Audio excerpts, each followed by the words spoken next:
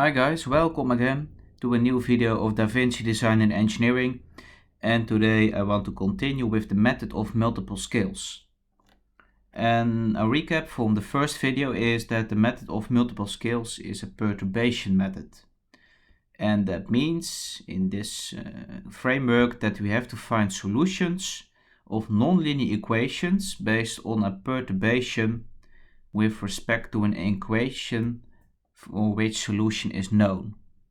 So we go from a solution that is known to a perturbated equation, and based on that perturbated equation we can determine an approximate solution to a nonlinear problem.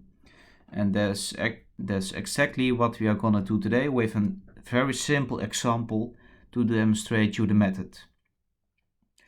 And the example that I took is borrowed from the document Introduction to the Method of Multiple Scales, written by Per Christian Jacobsen.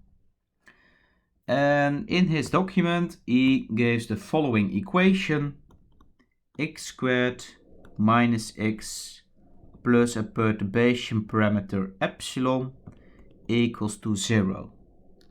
And in this equation we can of course easily recognize our unperturbated equation. It's just this equation, and if we solve it we then obtain x is 0 or x is 1. And let's focus on this solution, and in the document of Per he called this a knot. And let's now go back to the perturbated equation and recall this is, even if it's perturbated, it's still linear. Because we want to give an easy example to demonstrate you the method of multiple scales. And if this equation was turned into a nonlinear one, it would make things directly difficult to follow. So we now do an example based on a perturbated equation which is still linear, and in future examples I will apply this method to equations where the perturbated problem is nonlinear. So we keep it linear today. And let's assume a perturbated solution in the form of x is a naught, it's a constant, plus a1 times epsilon plus a2 times epsilon squared plus a truncated part. And that's with respect to epsilon to the power 3. So it's a very, very small truncation term. And if we substitute this x into our equation, we then obtain, in our perturbated equation, we then obtain the following: a2 to the power 2 times epsilon 4 to the power 4 plus 2a1 times a2 times epsilon to the power 3 plus 2 times a0 times a2 plus a1 squared minus a2 multiplied by epsilon squared plus 2 times a0 times a1 minus a1 plus 1 times epsilon plus a0 squared minus a0 equals 0. And how did we obtain this? By substituting this x into our perturbated equation or perturbated problem, and then we calculate these terms. So it's just removing the squares in this equation, and then we can get this. But since we do not consider terms higher than order 2, we can eliminate it. And then we can recognize that this equation needs to be valid for each value of epsilon, and that means that you can extract or rewrite this system, this equation, to a system of linear equations. And it's just this 2 times a naught times a1 minus a1 plus 1 is 0. And we have 2 times a naught times a2 plus a1 squared minus a2 is 0. And this is called a perturbation hierarchy. A perturbation hierarchy. Okay, from 1 we can directly recognize, since we called this a naught, we can directly see that a naught is 1. And indeed, that's true because we calculated here.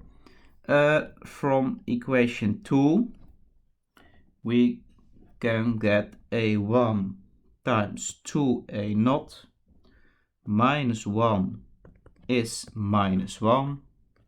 So a1 is equal to minus 1 over 2 times a naught minus 1, which equals minus 1 times 2 minus 1 equals minus 1. And from equation 3 we obtain a2 times 2 times a naught minus 1 is minus a1 squared. So a2 equals minus a1 squared over 2 times a naught minus 1, which equals minus 1 over 2 times 1 minus 1, which is equal to minus 1. So now we computed our coefficients and we can plug them back into our assumed solution. So then we directly see that the solution, a solution to the perturbator problem, equals x is equal to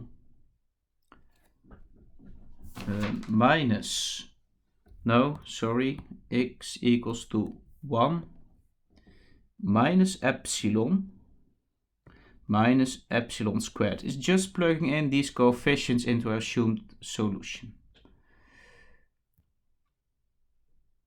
in this guy. Okay, so now we can see that we have our approximate solution to the perturbator problem. If we have, for example, a small perturbation parameter of 0.0.1, then we can see that our exact solution equals 0.989898, and the perturbated solution equals to 0.99899. So it's very close. And for epsilon is 0.1, we can get for the exact solution 0.887298, and for the perturbated problem we get 0.89000. And of course, in this case we could also compute the perturbated problem by using the ABC formula, since this is just an ordinary quadratic equation. And if you do that, you can see that you come up with exactly the same values as the exact solutions. So you can do that at home. So thank you for your time, and please subscribe to the YouTube channel. Then more people are seeing these videos, and then you help them by increasing their skills and mathematical skills and analyzing skills. So please share and subscribe, and I see you next time, of course. See you then.